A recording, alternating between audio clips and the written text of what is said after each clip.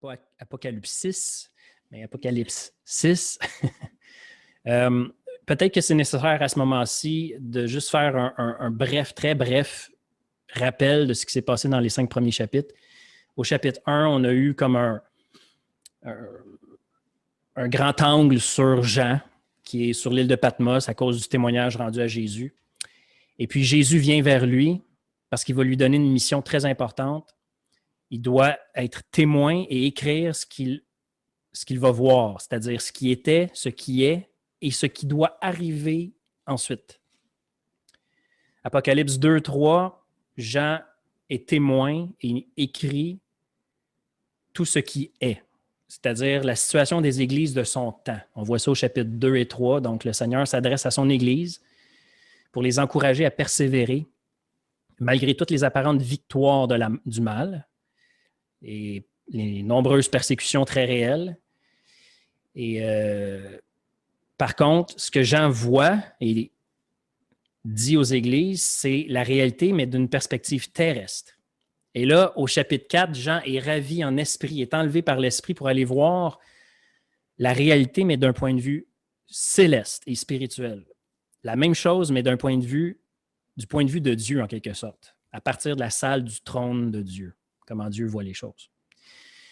Au chapitre 5, en fait, aussi au chapitre 4, on avait vu que Jean voit celui qui est assis sur le trône, c'est-à-dire Dieu, le Père, le Créateur, tout-puissant dans sa gloire. Mais ce n'est pas tout, c'est incomplet. Parce qu'au chapitre 5, Jean voit l'agneau immolé s'avancer et prendre place aux côtés du Père pour recevoir de lui le fameux rouleau, c'est-à-dire toute autorité. Et on pourrait dire, en quelque sorte, en utilisant un langage, un verset que vous connaissez peut-être, que ce que Jean voit quand il voit l'agneau immolé, ça correspond au moment où Jésus a été placé au-dessus de toute domination, de toute autorité, de toute puissance, de toute dignité et de tout nom qui peut être nommé, non seulement dans le siècle présent, mais aussi dans le siècle à venir. Conséquence de ça, l'agneau prend le contrôle de l'histoire et de toutes les forces de l'univers. Et en même temps, sa mission de sauvetage continue sur Terre par le moyen de l'Église. Mais pas juste de l'Église tout seul, livrée à elle-même, Jésus au milieu de son Église par son Esprit. Ce qui fait de nous, l'Église sur Terre, un royaume de prêtres pour Dieu. On a parlé de ça la semaine passée et on va en reparler encore. C'est vraiment important de garder ça en tête. C'est comme l'application générale pour tout ce qui va suivre et celle qui nous concerne jusqu'au retour du Seigneur. Nous sommes un royaume de prêtres pour notre Dieu. Et donc, au chapitre 6, Jean va maintenant se tourner pour voir tout ce qui doit arriver ensuite. Et qu'est-ce qu'on entend par ensuite? C'est tout ce qui s'est passé depuis que Jésus a été élevé dans la gloire, le jour de son ascension, et tout ce qui va arriver jusqu'à son retour. OK? Fait qu'en quelque sorte, le chapitre 6, c'est comme la bande-annonce du grand film qu'on va voir à partir du chapitre 7. Et dans cette bande-annonce, on couvre les grandes lignes de la période de l'Église jusqu'au jugement dernier. C'est ça le chapitre 6. C'est la bande-annonce. On voit tout, ou presque, en très, très peu de mots. Et après ça, on va voir le chapitre 7, c'est le film qui commence. Fait l'action d'aujourd'hui, chapitre 6, se divise en 3 scènes. La première, ce sont les versets 1 à 8, qu'on a vu un petit peu jeudi, mais là, on les revoit ensemble ce matin. Je vous fais la lecture des versets 1 à 8 pour commencer. Puis je vis l'agneau ouvrir le premier des 7 sceaux, et j'entendis l'un des 4 êtres vivants dire d'une voix de tonnerre, « Viens !» Et je vis un cheval blanc. Son cavalier était armé d'un arc. Une couronne lui fut donnée, et il partit en vainqueur et pour vaincre. Quand l'agneau ouvrit le 2e sceau, j'entendis le 2e être vivant dire « Viens !» Un autre cheval sortit. Il était rouge feu. Son cavalier reçut le pouvoir de bannir la paix de la terre pour que les hommes s'entretuent, et une grande épée lui fut donnée. Quand l'agneau ouvrit le 3e sceau, j'entendis le 3e être vivant dire « Viens !» Et je vis un cheval noir. Son cavalier tenait une balance dans la main. Et j'entendis comme une voix venant du milieu des quatre êtres vivants. Elle disait, 1 litre de blé au prix d'une journée de travail et 3 litres d'orge pour le même prix. Quant à l'huile, épargne-les. Quand l'agneau ouvrit le 4e seau, j'entendis la voix du 4e être vivant dire, viens. Et je vis venir un cheval blême. Son cavalier s'appelle la mort. Et il était suivi du séjour des morts. Il leur fut donné le pouvoir sur le quart de la terre, de faire périr les hommes par l'épée, la famine, les épidémies et les bêtes féroces. Amen. L'ouverture des 4 premiers sceaux, pourquoi j'arrête ma lecture ici, c'est parce que les 4 premiers sceaux forment un ensemble distinct ou différent des 3 derniers. Okay? Il faut se rappeler que les chiffres ont beaucoup d'importance dans l'Apocalypse. Et le chiffre 4, j'en avais déjà parlé, c'est le chiffre qui représente l'universalité dans la création, mais plus précisément sur la Terre. On le sait parce qu'on a même des expressions courantes qu'on utilise toujours aujourd'hui, les 4 vents, les 4 points cardinaux. Dans le temps, il y avait aussi, on identifiait 4 éléments de base, l'eau, la terre, l'air et le feu, aux 4 coins de la Terre, etc. Fait que quand on voit le chiffre 4, c'est parce que ça concerne toute la Terre et toutes les créatures qui s'y trouvent, bien sûr. Donc, ce que l'ouverture des 4 premiers sceaux va entraîner comme conséquence va affecter toute la Terre. Et en passant, pas de manière consécutive comme nous, on vient de les lire, il est beaucoup plus probable que ce soit des événements qui se chevauchent, sans jeu de mots, qui arrivent en parallèle, OK? Et qui ne sont pas nécessairement limités à certains événements dans l'histoire ou dans des lieux en particulier. Ça peut être comme un peu partout à différents moments. Fait que les 4 premiers sceaux, ça résume tout ce qui va être autorisé et orchestré par le Seigneur au cours de l'histoire de l'Église, entre le moment où il est monté vers Dieu et le moment où il va revenir. Et comme on peut comme pour le reste de l'Apocalypse, je vais juste ajouter ça un petit peu, comme pour le reste de l'Apocalypse, le langage, les images, les idées qui sont empruntées là, viennent de l'Ancien Testament. Okay? J'ai nommé, je vais vous donner rapidement les références, mais je ne les cite pas aujourd'hui. Les références principales pour le texte d'aujourd'hui, c'est dans Zacharie, les chapitres 1 et les chapitres 6, le chapitre 6. Il y a le livre de Lévitique au chapitre 26 et il y a Ézéchiel au chapitre 14. C'est vraiment les références de base. Où est-ce que Dieu a puisé dans pour faire comprendre à son serviteur Jean qu'est-ce qui se passe devant lui. Fait qu'il est important de s'y référer au besoin pour mieux comprendre ce que nous, on va lire. Verset 1. Qui est, en passant juste une parenthèse, c'est en se fiant justement aux références que je viens de citer qu'on peut comprendre que c'est Dieu qui est à l'origine des fléaux, des jugements qui s'abattent sur le monde dans l'Ancien Testament. Mais c'est la même chose dans le Nouveau Testament ici, là, c'est Christ qui brise les sceaux et ça veut dire que c'est lui qui donne l'autorisation pour ses jugements de s'abattre sur le monde. C'est important de garder ça en tête. Ça peut être troublant, mais c'est important de le constater. Je vais vous lire une citation de Sylvain Romerowski qui a écrit un commentaire sur l'Apocalypse. La première alliance au Sinaï, avec Moïse, là, avait apporté la libération pour le peuple d'Israël. Mais elle avait aussi entraîné le jugement pour l'Égypte et pour les populations du pays de Canaan. Il en est de même de la nouvelle alliance. Elle entraîne le jugement de ceux qui refusent d'y entrer. Dans son évangile, Jean avait souligné que les événements fondateurs de l'alliance, la mort et la résurrection de Christ, ont pour effet le jugement du monde. Et donc, l'ouverture des sceaux du livre, de la nouvelle alliance, fait s'abattre des jugements sur le monde. Donc, on a un pattern, c'est ça que ça veut dire. Dans l'ancienne alliance, Dieu sauve son peuple et en même temps, ça fait en sorte qu'il y a des fléaux qui s'abattent sur les pays hostiles à l'Éternel. Même chose dans le Nouveau Testament, sauf que maintenant, c'est l'Église qui est le signe de la nouvelle alliance, bien sûr. Le verset 2. Qui est le premier cavalier? Le cheval blanc et son cavalier, et qu'est-ce qu'il représente? Il y a eu beaucoup de débats là-dessus, et souvent le réflexe de plusieurs a été d'identifier ce premier cavalier à Jésus-Christ, ou encore à son Église, ou encore à l'Évangile et sa diffusion sur toute la terre. Parce que normalement, dans le Nouveau Testament, la couleur blanche, les couronnes, c'est associé à Dieu ou à tout ce qui est pur à ses yeux ou tout ce qui a son approbation. Sauf que si le premier cavalier, c'est Jésus-Christ ou son Évangile, ça ferait contraste avec les trois autres, parce que les trois autres, c'est clairement des signes, des menaces de mort, des catastrophes.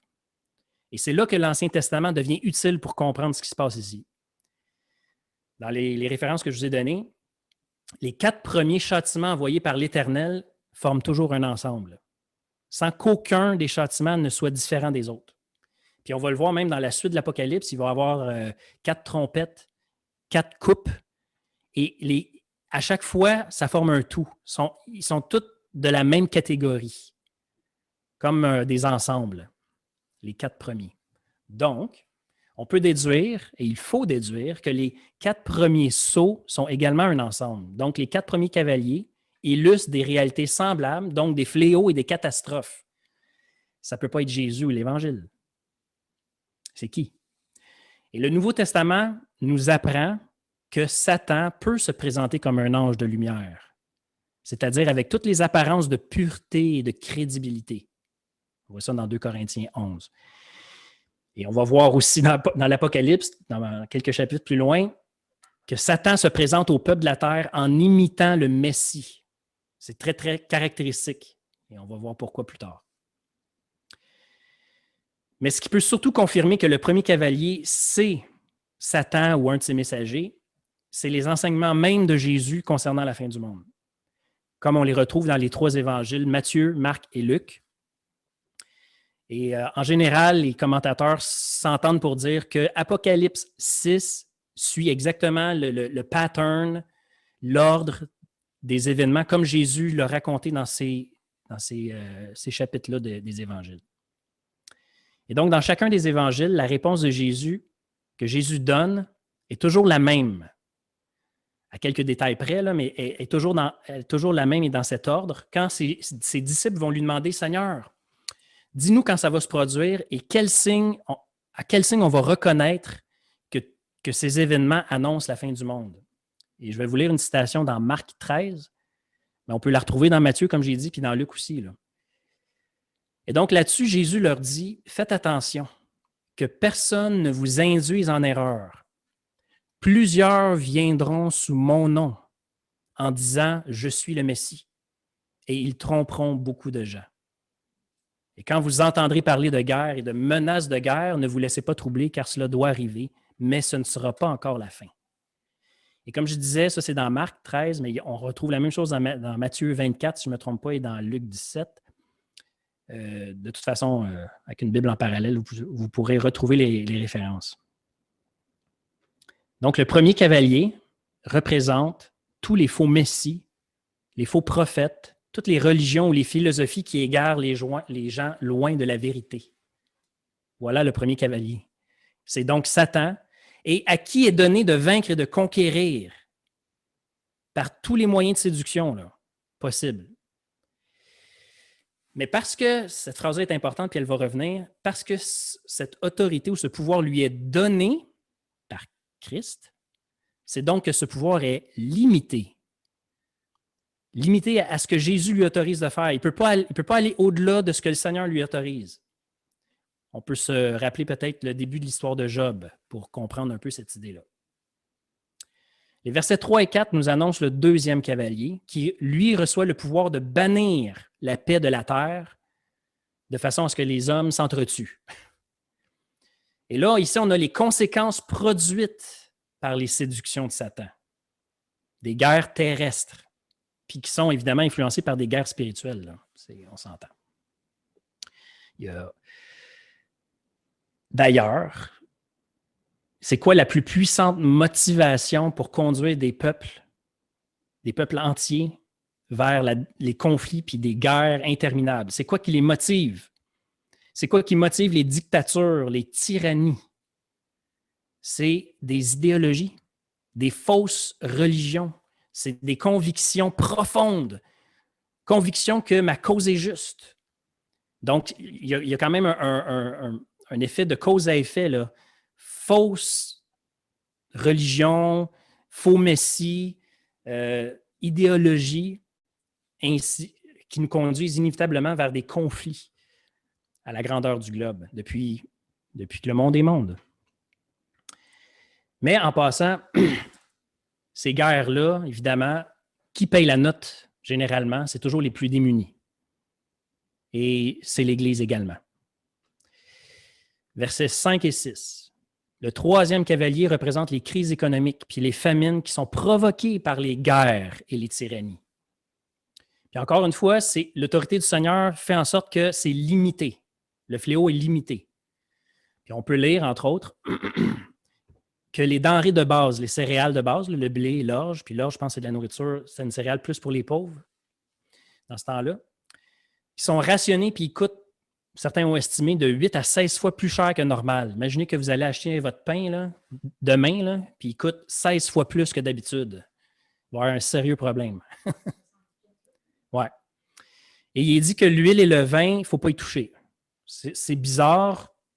Ça l'a fait réfléchir certaines personnes sur est-ce que c'est une denrée de luxe ou est-ce que c'est une denrée qui était commune parce qu'on pouvait se servir de l'huile dans l'alimentation de base, mais on va laisser ça pour une autre réflexion, une autre fois. Versets 7 et 8. Il faut ici, encore une fois, se référer à l'Ancien Testament pour mieux comprendre. Le quatrième fléau, le quatrième cavalier, résume un petit peu les trois autres. Il amène la mort sur le corps des êtres humains de la terre, puis de diverses façons, épée, famine, peste et bêtes sauvages.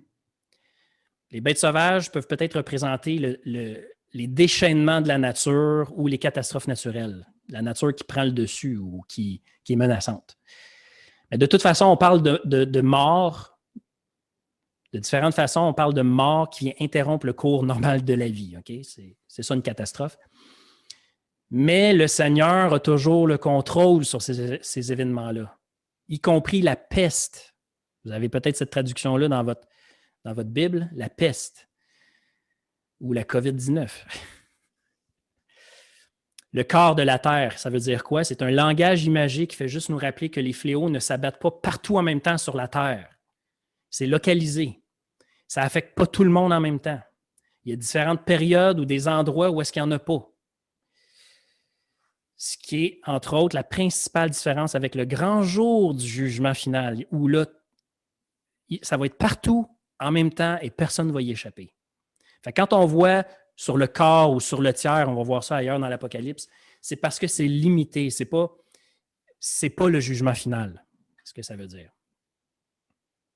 En résumé, les 4 premiers sceaux expliquent de façon imagée que depuis sa mort et sa résurrection, Jésus a vraiment obtenu toute autorité, autant sur la mort, sur Satan et toute son armée, sur la nature et toutes les forces de la nature, même les forces destructrices.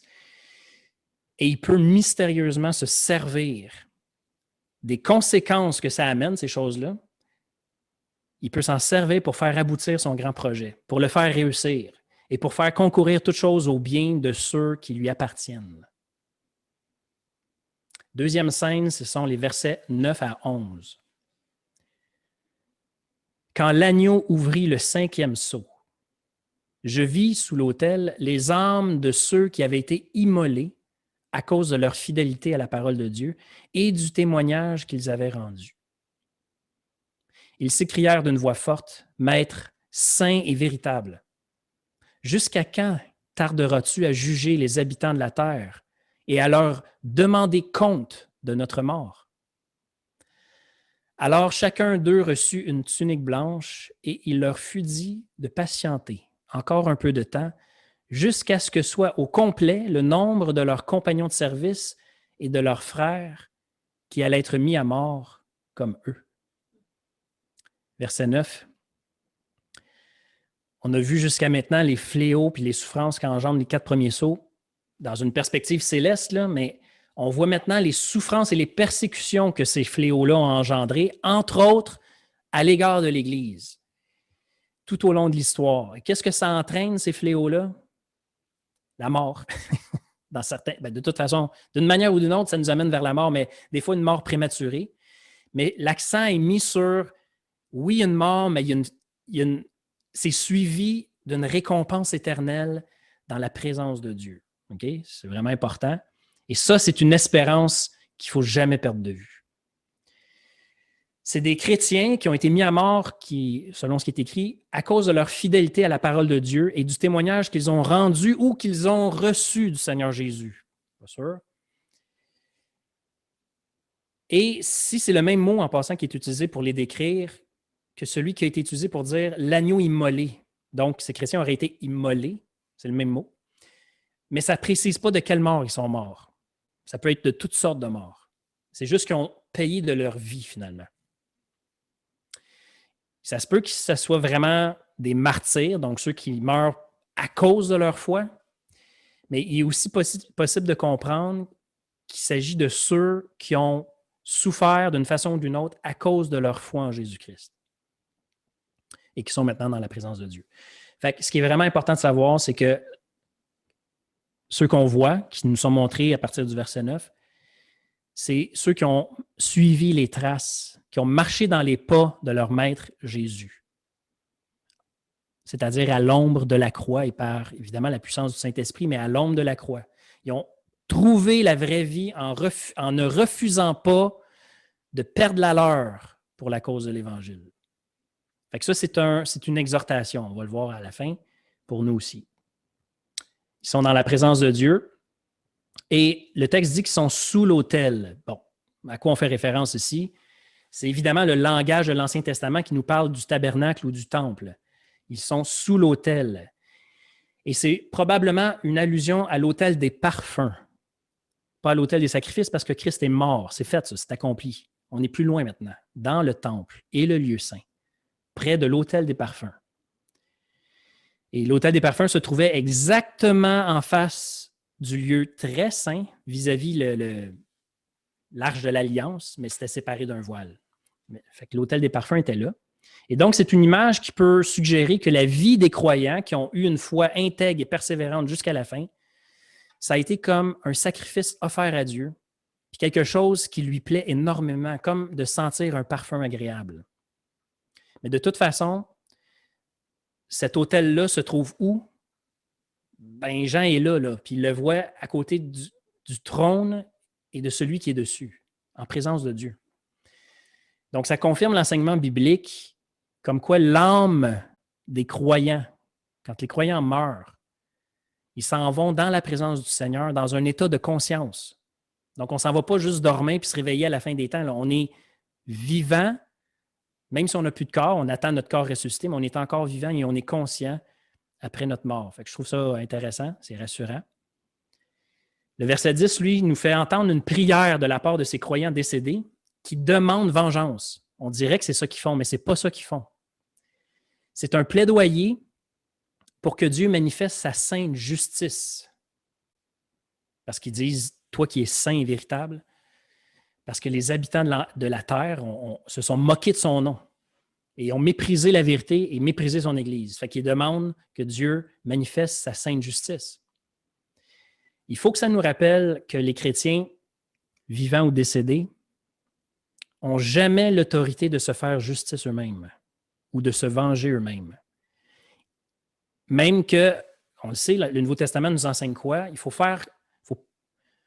imiter le Seigneur en face de nos ennemis, c'est-à-dire de les pardonner, de prier pour eux, même de leur faire du bien.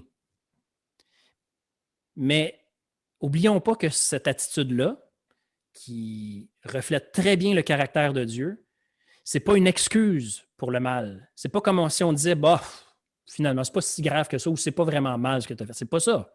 Au contraire, c'est même plutôt une façon de faire confiance à Dieu, de manifester notre confiance en Dieu en le laissant lui-même exercer la vengeance et la rétribution à sa façon et en son temps.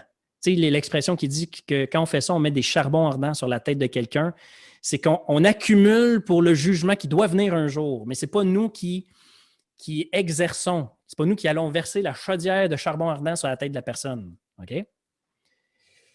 Fait que nos réactions en face des injustices, puis notre besoin de réparation, que justice soit faite en passant, c'est des attitudes qui sont conformes à la nature humaine qui a été créée à l'image de Dieu. Dieu est saint et Dieu est moral.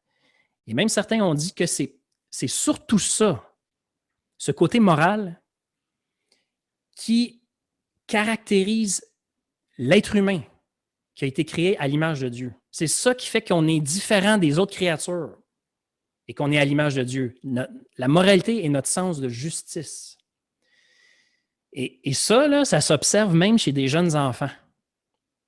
Avant même qu'un jeune enfant, je parle très jeune, là, avant même qu'il ait compris le concept de justice, il sait très bien ce qui est injuste à ses propres yeux.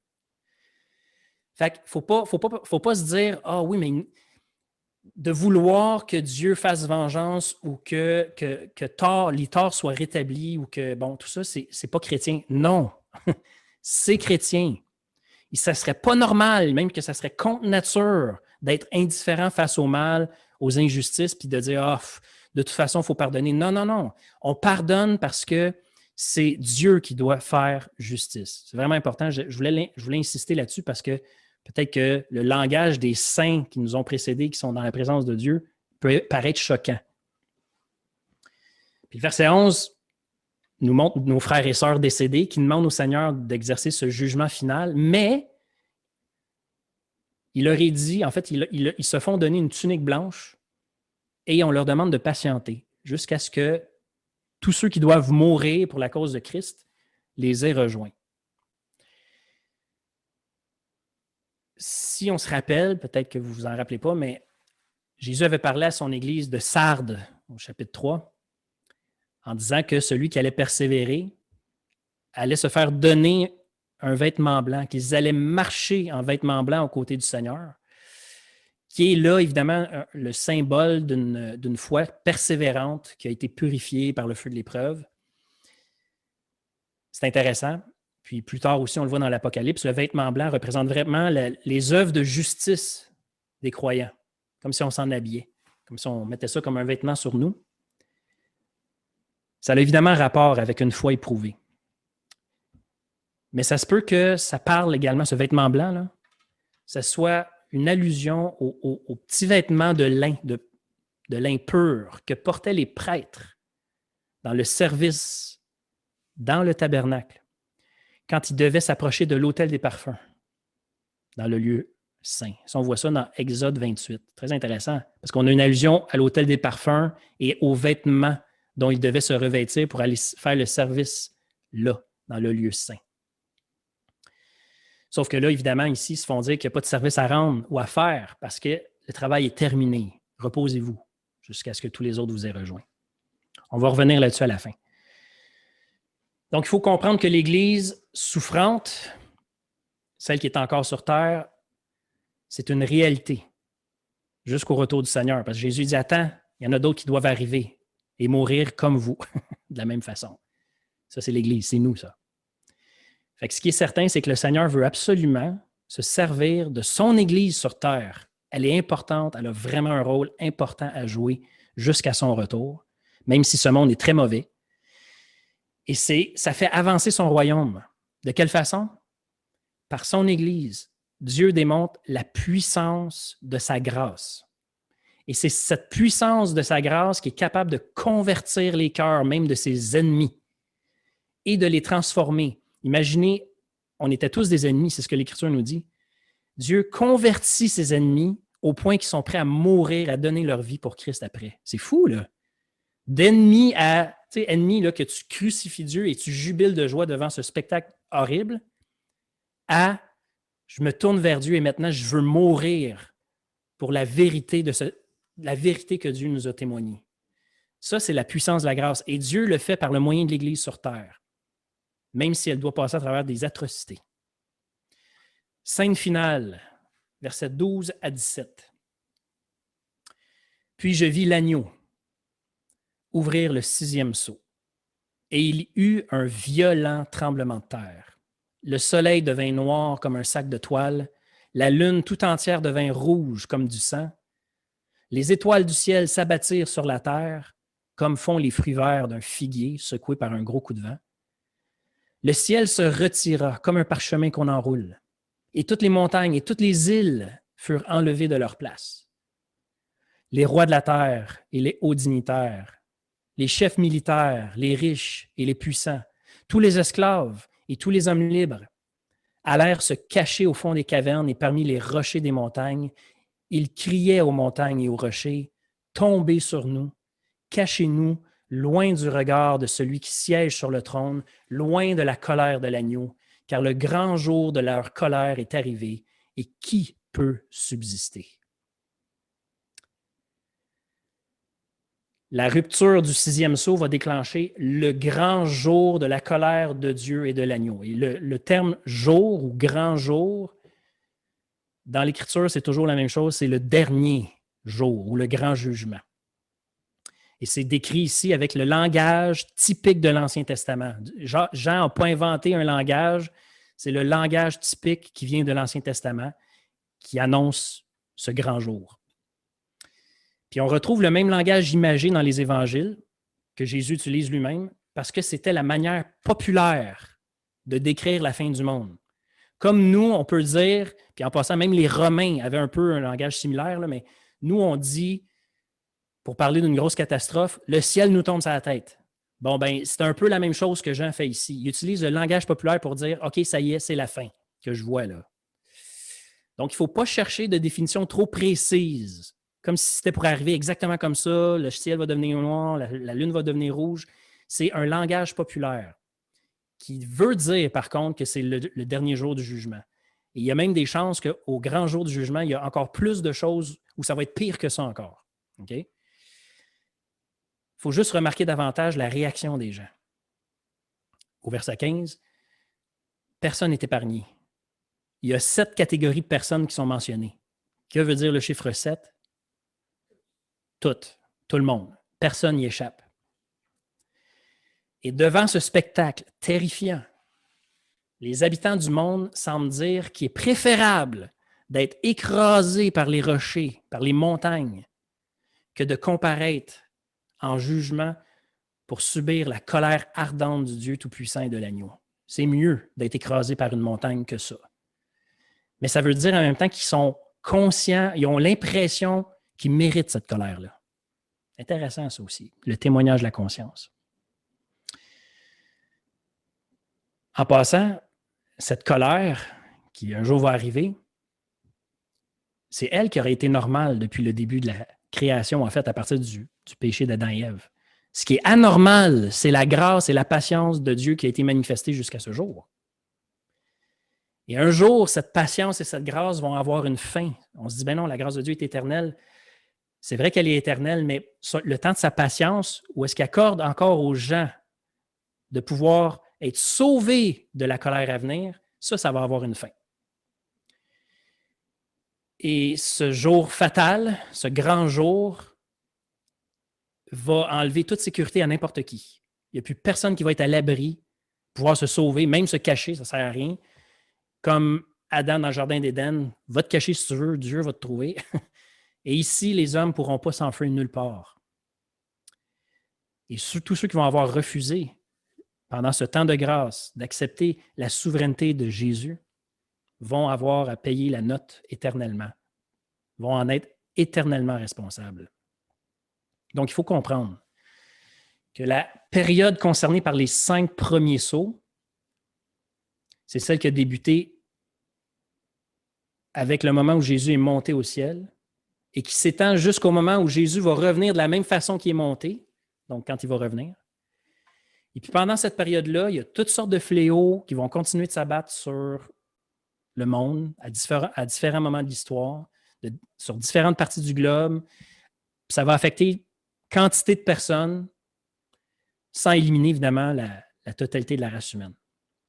L'Église est toujours présente sur Terre pendant toute cette période-là, qui est indéterminée. On ne sait pas quand Jésus va revenir. mais pour servir de témoignage à la vérité. Et rappelez que ces jugements partiels, parce que c'est des catastrophes, là, c'est des jugements partiels. C'est juste un avertissement, un petit avant-goût du grand jugement final, et qu'il est encore temps de se tourner vers Dieu. Et le 6e saut, lui, c'était comme un saut dans le temps qu'on a fait pour avoir un aperçu, si on veut, du grand jugement final qui va être déclenché quand Jésus va revenir. Il va avoir enlevé son Église juste avant, et ensemble, ils vont revenir sur terre. Et selon la remarque que Jean a mentionnée dans Apocalypse 6, les gens vont dire « Qui peut subsister? » Toutes les montagnes, toutes les îles, tous les gens vont subir ce grand jugement-là. C'est la différence entre les jugements, les 4 fléaux qu'on a vus au début, et le grand jugement, c'est que là, à la fin, c'est partout, ça touche tout le monde, et c'est final. C'est quoi le message central de ce chapitre qu'on a vu aujourd'hui? Jean a reçu cette vision-là, et le Seigneur veut dire à Jean, et donc à l'Église, qu'il contrôle tout. Toute l'histoire humaine, toutes les forces de la création, et il veut aussi rassurer son Église en lui faisant voir que son autorité à Jésus, elle est telle que même le diable et toute sa puissance de déchaînement contre l'humanité, et surtout contre l'Église, peut absolument pas empêcher les conversions, peut absolument pas empêcher les saints de persévérer. Il n'y a rien qui peut empêcher l'Église de jouer son rôle sur terre. C'est pour l'Église, ce message-là. C'est pas pour Satan, c'est pas pour, à la limite, c'est même pas pour le monde. Il faut que l'Église soit rassurée que le Seigneur tient tout ça dans ses mains, il soutient toutes choses par sa parole puissante. Et chaque événement et même chaque catastrophe qui sont générés par le mal, non par Dieu, Dieu s'arrange avec les conséquences de tout ça qui sont désastreuses et il fait travailler tout ça pour faire arriver son plan parfait. C'est dire à quel point il est puissant. Mais en même temps, le témoignage fidèle de tous ceux qui sont en présence de Dieu, qu'on a vu au verset 9 à 11, eux nous exhortent à dire « ça vaut la peine de persévérer. Ça vaut la peine de tout miser sur la vérité de l'Évangile, parce qu'il y a vraiment une promesse, pas juste future, il y en a une, mais présente également. » Il a été question de robe blanche, j'ai dit que j'allais revenir là-dessus, donnée aux croyants qui fait peut-être penser à cette robe, cette tunique que portaient les serviteurs dans le temple quand ils allaient servir dans le lieu saint. Okay? C'est une image qui doit nous rappeler le chapitre 5 qu'on a vu la semaine passée. On est des ambassadeurs de Christ. En fait, on est des prêtres royaux au service de Dieu, de notre Dieu. Et cette responsabilité sacrée a d'immenses conséquences pour nous. Je ne sais pas si vous vous rappelez, là, mais ce qui caractérise particulièrement le service de ces gens-là, c'est le Saint-Esprit. C'est l'onction. Ils sont revêtus de la puissance de l'Esprit et de son onction pour exercer cette fonction qui est de représenter Dieu. Tandis qu'on vit toujours dans un monde où toutes sortes de fléaux, de persécutions vont continuer de nous faire souffrir, il ne faut pas oublier un des aspects les plus précieux de notre position de prêtre et prêtresse du roi des rois. Sinon, ce qui va arriver, c'est qu'on va nous aussi se laisser écraser comme les autres sous le poids de la colère, notre colère, puis l'impression d'être abandonné, ce qui n'est pas le cas. Les prêtres de l'Éternel sont accompagnés du Saint-Esprit, ils sont couverts de son onction. L'Esprit du Seigneur ressuscité en nous, c'est ça qui fait de nous un royaume de prêtres. Ce n'est pas juste une phrase en l'air comme ça, c'est parce que le Seigneur, le roi, est présent en nous. C'est ça notre privilège puis notre plus grand bien. Nous sommes le peuple de la sainte présence de Dieu. Et c'est notre attachement sans compromis à la présence du Seigneur, à sa parole, peu importe où il va nous conduire, c'est ça qui devient un puissant témoignage. Si on ne s'attache pas au Seigneur, le témoignage perd de sa puissance. Ou on pourrait dire que la lumière perd de sa clarté. Notre attachement fidèle au Seigneur, à sa parole, c'est ça que Dieu veut utiliser pour juger et convaincre le monde. juger le monde, pour tous ceux qui refusent, et convaincre le monde, convaincre les cœurs. C'est le témoignage de l'Évangile, plus notre conduite en tant qu'Église, qui servent de panneau indicateur. Tu sais, un panneau indicateur, quand on est sur le bord de l'autoroute, ça nous dit il vous reste tant de kilomètres avant d'arriver ou voici la sortie pour. Bon. Notre témoignage de l'Évangile, notre conduite, ça va ensemble, main dans la main. C'est ça le panneau indicateur qui prouve que le Seigneur est bel et bien ressuscité. Pourquoi Jésus a décidé de faire ça de même et non pas d'apparaître devant tout le monde en disant je suis ressuscité, acceptez-moi, ça y est, c'est réglé. Je ne sais pas. Jésus veut que ce soit le témoignage de l'Évangile et la conduite de son Église qui servent de panneau indicateur, qui dit « Voici Christ est ressuscité ». Et il est capable de sauver n'importe qui de la colère à venir. Que Dieu vous bénisse. Seigneur, merci parce que tu nous as rachetés. Nous étions tes ennemis. Nous étions au nombre de ceux qui ont voulu et crié « Crucifie-le ». Nous sommes, Seigneur, ceux qui t'ont maudit. Mais Seigneur, toi, dans ta grâce, tu as décidé de faire justice en déchaînant ta colère, non pas sur le monde rebelle qui le méritait, mais sur Jésus-Christ, l'agneau de Dieu qui ôte le péché du monde, lui qui était innocent de péché. Et par ce témoignage de ta sainteté et de ton amour, tu nous as accueillis pour toujours en ta présence. Pour tous ceux qui l'acceptent simplement comme ça, qui disent « oui, je le veux ». Et à partir de ce jour, on est en sécurité en ta présence. Même sur terre, même si autour de nous, il y a apparence de mal, de confusion, de chaos, nous t'appartenons et tu as promis, juré d'être avec nous jusqu'à la fin du monde. Donc, on est rassuré de ça. Et maintenant, on est le témoignage vivant de ta résurrection. Mais il faut s'attacher à toi, Seigneur. Ton Saint-Esprit nous y invite et nous y attire. Fais en sorte que ton Église réponde. Consacre-nous à toi.